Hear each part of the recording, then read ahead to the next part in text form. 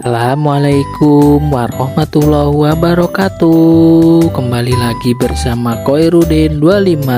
Maka dari itu, yang belum subscribe sebaiknya teman-teman wajib di subscribe dulu ya, supaya tidak ketinggalan dongeng-dongeng yang seru-seru lainnya. Nah, di video kali ini kita akan menceritakan tentang kancil mencuri timun. Bagaimana ceritanya? Simak terus videonya sampai selesai. Di pagi yang cerah, matahari bersinar dengan indahnya.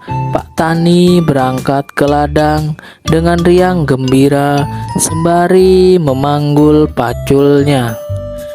Aku akan memeriksa kebun timunku. Barangkali besok sudah bisa dipanen. Demikian kata Pak Tani di dalam hati. Tetapi sampainya di kebun timun, alangkah kagetnya Pak Tani. Buah timun di kebunnya banyak yang rusak. Aduh, siapa yang merusak kebun timunku ini? Mengapa harus dirusak? Kalau mau ambil boleh saja, tinggal ambil, aku bukan petani yang pelit. Dengan hati muram, Pak Tani pulang ke rumah. Ia menduga-duga hewan apakah yang suka mencuri timun atau memakan timun. Hah, pasti si kancil, gumam Pak Tani di dalam hati. Pak Tani mencari akal untuk menjebak kancil. Lalu ia membuat orang-orangan yang diberi berkat sangat kuat. Menjelang sore, orang-orangan itu sudah selesai dan dibawa ke tengah kebun timun untuk dipasangkan oleh Pak Tani. Aku tahu kancil hewan yang cerdik. Ia akan mengejek orang-orangan ini, tapi rasakan nantinya, pikir Pak Tani di dalam hatinya. Benar saja, malam harinya kancil mendatangi di kebun itu. Ia tertawa sinis melihat adanya orang-orangan itu. Cuma orang-orangan, siapa takut? Kata si kancil. Lalu kancil melintasi orang-orangan itu. Dan kini dia makan buah timun yang muda-muda. Ternyata tidak banyak yang dimakan kancil. Hanya 3 buah timun. Ia sudah merasa kenyang. Ia juga tidak merusak timun yang lainnya. Puas makan timun, kancil lalu menghampiri orang-orangan. Sifat jahilnya kambuh. Ia pukul orang-orangan itu dengan kaki depannya. Aduh, kenapa kok melekat? Kata si kancil kaget. Hei, orang-orangan jelek, lepaskan kakiku. Kalau tidak, kupukul lagi kau. Tentu saja orang-orangan itu hanya diam saja. Kancil memukulkan kaki depannya yang satu lagi. Plak! Kini kedua kaki depannya melekat erat di baju orang-orangan tersebut. Perekat yang dipasang di baju orang-orangan sangatlah kuat. Kancil tidak bisa melepaskan diri. Semalaman ia menangis. Pagi harinya Pak Tani datang membawa pentung. Ha, ini dia biang keroknya, ku tangkap kau. Cil, kau boleh makan timunku, tapi jangan kau rusak buah lainnya, kata Pak Tani. Ampun Pak Tani, bukan aku yang merusak timunmu. Aku cuma memakan 2 atau 3 buah saja kok, jawab si kancil. Pak Tani tak percaya omongan kancil. Ia ikat leher si kancil dan diseret pulang ke rumah. Di rumah Pak Tani, kancil diletakkan di dalam kurungan ayam. Batu ini cukup berat, tak mungkin kau bisa meloloskan diri. Aku akan pergi ke pasar untuk beli bumbu sate, kata Pak Tani. Ampun Pak Tani, aku jangan disate, rengek si kancil ketakutan. Pak Tani pun pergi ke pasar. Pada saat itu ada seekor anjing mendatangi kurungan si kancil. Cil, "Kenapa kau dikurung begitu?" tanya si anjing. "Loh, apa kau tidak tahu, Nying?" Kancil balas bertanya. "Katakan, ada apa, Kancil?" "Begini, aku ini akan diambil menantu oleh Pak Tani.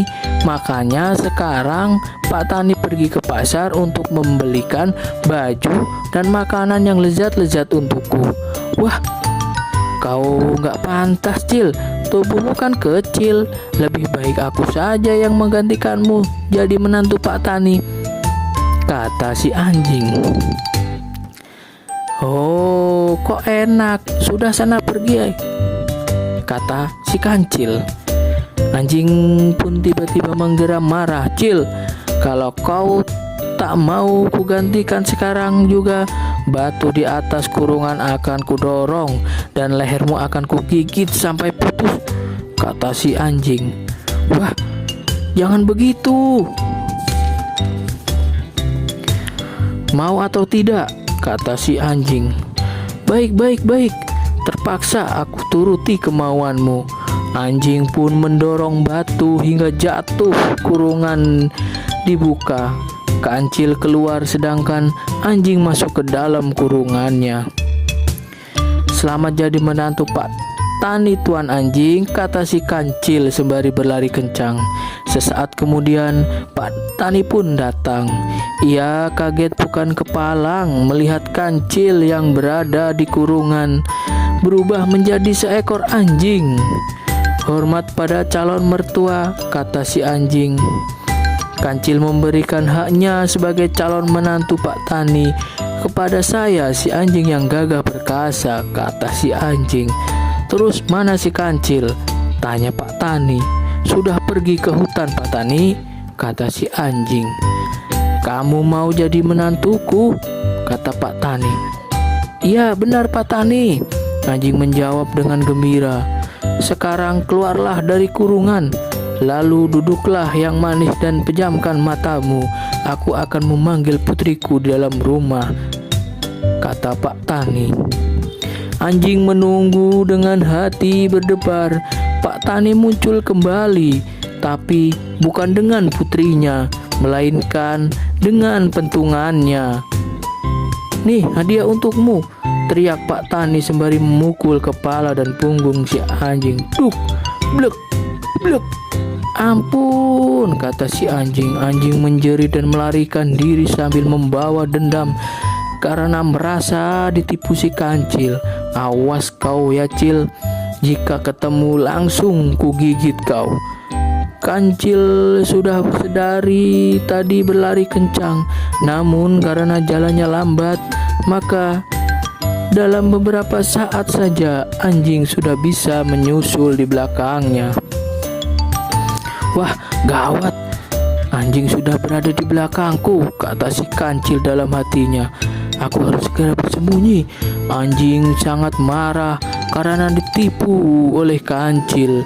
Sekujur tubuhnya masih terasa sakit setelah dipukuli Pak Tani. Anjing berdali kencang mengejar Kancil. "Hei Kancil, kurang ajar, tunggu aku gigit kakimu," kata si anjing. "Loh, kok marah? Kau sendiri kan yang minta diambil menantu Pak Tani," sahut Kancil sembari mempercepat larinya. "Tapi kau menipuku," kata si anjing. "Salahmu sendiri, kok mau," kata si Kancil.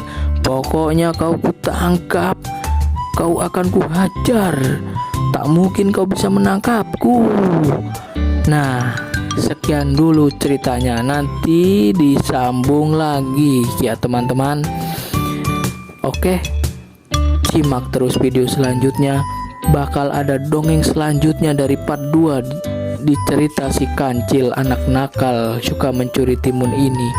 Teman-teman harus subscribe ya, yang belum subscribe, supaya bisa melanjutkan ke part 2-nya.